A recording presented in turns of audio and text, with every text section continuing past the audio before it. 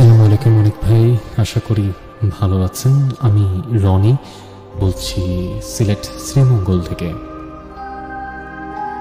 অনেক ভাই, আজকে আমি যে ঘটনাটি আপনাদের কাছে লিখছি, জানি না যে এই ঘটনাটি সিলেক্ট হবে কিনা, কিন্তু এই ঘটনাটি আমার সাথে ঘটে যাওয়া অন্যতম একটা লোমহর্ষক ঘটনা। বলে রাখি, পেশায় আমি একজন ব্যবসায়ী এবং আমি মূলত সিজনাল ব্যবসা করি। কোরবানি আসতেই আমার এই ঘটনাগুলো মনে পড়ে যায় এবং এরপর থেকেই মূলত আমি এই ব্যবসাটা ছেড়ে দিই। ঘটনাটা আজ থেকে প্রায় 5 বছর আগে। কিছু কিছু বিষয় আবার যেগুলো মনে নেই সেগুলো আমি ঠিকভাবে লিখলাম না, শুধুমাত্র যেই সমস্ত বিষয় আমার স্পষ্ট মনে আছে সেই সমস্ত বললাম। আর ঘটনাচক্রে আমি ঠিক স্থানগুলোর নাম বললাম না, যাতে করে সেই রাস্তা দিয়ে যাতায়াত করা মানুষরা ভয় না পান।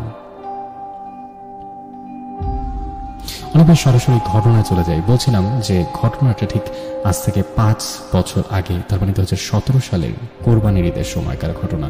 2017 সালের সেই সময়টাতে আমরা 3 বন্ধু মিলে সিদ্ধান্ত নেই যে আমরা ব্যবসা করব। বিশেষ করে সেই সময় আমরা কলেজে পড়া বন্ধুরা ঠিক করি, ঠিক আমাদের গ্রামের অঞ্চল থেকে গরু এনে আমরা ঢাকার হাটে বিক্রি করব। সেই সময় যেই ভাবা সেই কাজ, আমরা সিদ্ধান্ত নিই যে আমরা বাড়িতে ফিরে যাব। একটু বলে রাখা ভালো, আমাদের 3 বন্ধুরই বাড়ি ছিল হচ্ছে একই জায়গায় এবং সে কারণেই আমরা আমাদের সেই বাড়িতে ফিরে যাই। একটু যদি বলে রাখি, আমাদের 3 জনের বাড়ি ছিল শিবচরে এবং শিবচর থেকে ঢাকায় গরু নিয়ে আসার জন্য আমাদের যেই সিদ্ধান্তগুলো নিতে হতো তার মধ্যে একটা ছিল অর্থনৈতিক একটা প্রসঙ্গ। আমরা সিদ্ধান্ত নিয়েছিলাম যে আমরা 3 জনই সমান ভাগে ভাগ করে অর্থ বিনিয়োগ করব এবং সেই অর্থ দিয়েই আমরা পরবর্তীতে গরু নিয়ে এসে সেটা বিক্রি করে সবার ভাগেই লভ্যাংশগুলো ভাগ করব। কিন্তু ঘটনা বাধে হচ্ছে কিছুটা সময় পরে।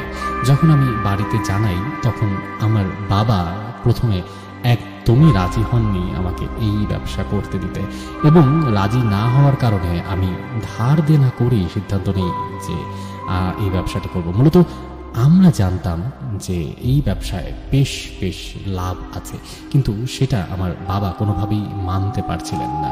যাই হোক, যেটা বলছিলাম অনেক ভাই, যেই ভাবা সেই কাজ। আমি আমার বেশ কিছু আত্মীয় স্বজন থেকে ধার দেনা করে শুরু করলাম কোরবানির আগে গরু নিয়ে এসে ঢাকার হাটে বিক্রি করার ব্যবসা।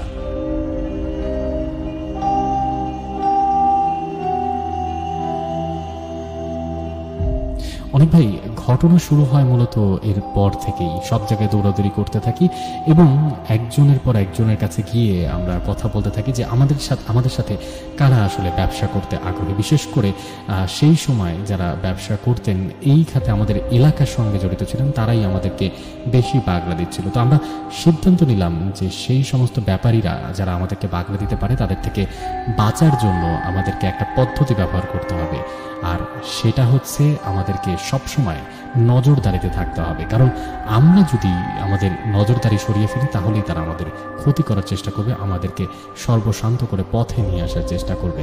তাই আমরা সিদ্ধান্ত নিই ঠিক আমাদের বাড়ি শিবচর থেকে ঢাকাতে গরু আনা পর্যন্ত পুরোটা সময় আমরা 3 জন সমানভাবে তদারকি করব। বিশেষ করে 3 জনের 3টা দায়িত্ব হবে।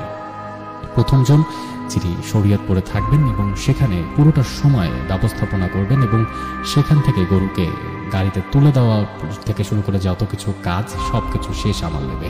এবং দ্বিতীয়ত আমি, যিনি হচ্ছে গাড়িতে করে সেই গরুগুলোকে নিয়ে আমি ঢাকা পর্যন্ত পৌঁছাবো এবং ঢাকার হাটের পুরোটা আসলে দেখভাল করবে আমার আরেকটা বন্ধু। সঙ্গত কারণে আমার সেই বন্ধু 3টির নাম আমি বলছি না। আমি ঠিক এই ঘটনা লেখার সময় তাদের কাছে পারমিশন চাই তাদের নাম বলার জন্য, কিন্তু তারা আমাকে সেই নাম বলতে বারণ করে, যদিও এই ঘটনার সাথে সরাসরি কিন্তু তারা জড়িত না। তাই আমারও মনে হয়েছে যে তাদের নাম না আসলেও কোনো সমস্যা নেই। যাই হোক অনেক ভাই, ফিরে আসি আমার সেই ঘটনার দিনের কথা। সেদিন দুপুরবেলা আমরা প্রথম যে বন্ধু যিনি দায়িত্বে ছিলেন ঠিক শিবচরে, তিনি ব্যাপারীদের সাথে কথা বলে, যারা জানেন না তাদের জন্য বলছি, গরুর গাড়িতে কিছু খাবার নিতে হয় যাতে করে এই লম্বা সময়ের পথ যাতে গরুরা ঠিকঠাকভাবে খাওয়া দাওয়া করতে পারে এবং তাদের যাতে কোনো সমস্যা না হয়। যাই হোক, আমরা সব কিছু ঠিকঠাক করে যখন গরুর গাড়ি নিয়ে রওনা হই ঢাকার উদ্দেশ্যে, তখন সময় ঠিক বিকেল 4:30 থেকে 5টা। তখন আমি আমরা ঢাকা পৌঁছাতে পৌঁছাতে তখন সময় লেগে যাবে 11টা থেকে 11:30। মূলত এই সময়টাতে যাত্রা শুরু করার পেছনের একটা বড় কারণ হচ্ছে কারণ এই সময়টাতে জ্যাম কিছুটা কম থাকে এবং ফেরিতেও চাপ কিছুটা কম থাকে। অনেক ভাই একটু বলে রাখা ভালো, আমি যে সময়টার কথা বলছি তখন পদ্মা সেতু তখনও চালু করেনি, তাই আমরা ফেরি যোগেই আসলে পার হতে হতো। বিশেষ করে মুন্সিগঞ্জের জায়গা দিয়ে আমাদের আসলে ফেরি পার হয়ে তারপরেই ঢাকার দিকে আমাদেরকে ঢুকতে হতো। তাই আমরা সেই জন্য প্রস্তুতি নিচ্ছিলাম। মাওয়া ঘাট দিয়ে আমরা বের হয়ে চলে যেতাম ঢাকাতে। মাওয়া পৌঁছাতে পৌঁছাতে আমাদের সময় লেগে যায় অনেক ভাই প্রায় 3 ঘন্টা।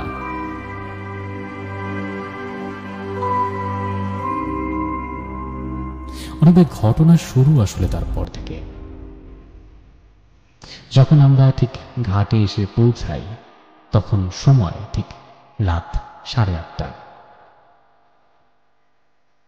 আমি তখন ভাবছিলাম যে ফেরি যদি এখন লেট করে তাহলে গাড়িতে রাখা যে উচ্ছিষ্ট খাবার সেগুলো শেষ হয়ে যাওয়ার সম্ভাবনা থাকে। একটু সঙ্গত কারণে বলে রাখি, সেদিন মিনি ট্রাকে করে আমরা গরু নিয়ে যাচ্ছিলাম 6টি।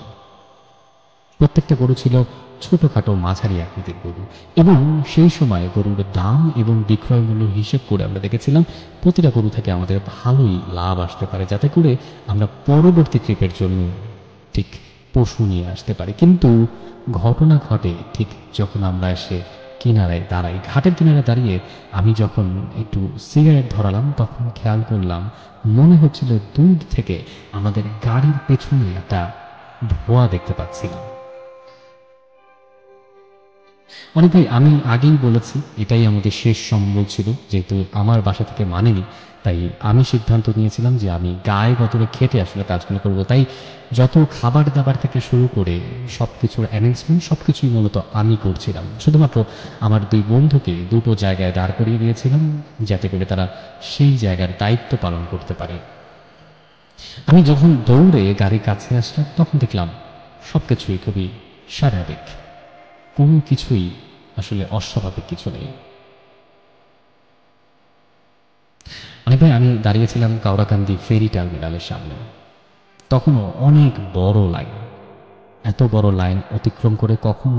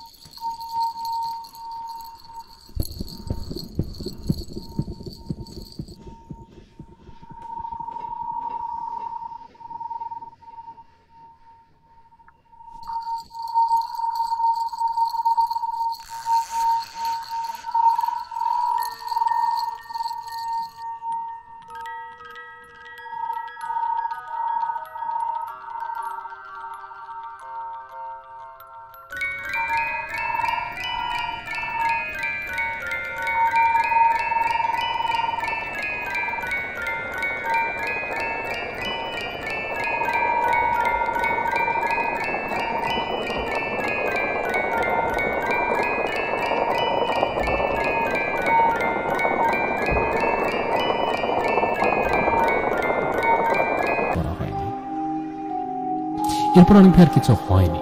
মূলত এরপর আমি আর কোনো স্বপ্ন দেখিনি, সেই লোকটিকে দেখিনি, সেই ঘটনার কোনো পুনরাবৃত্তি বা এর পরের কোনো ঘটনা আমি আর জানি না। আমি বাড়ি ফেরার পরে 5 ওয়াক্ত নামাজ পড়া শুরু করি, সৃষ্টিকর্তার কাছে শুকরিয়া করতে থাকি, কারণ তিনি আমাকে রক্ষা করেছেন। তা না হলে ওই ঘটনায় মৃত্যুকে এত সামনে থেকে দেখে আমার অন্তত ফিরে আসার কথা নয়। ভালো লাগলে ঘটনাটি পড়ে শোনাবেন।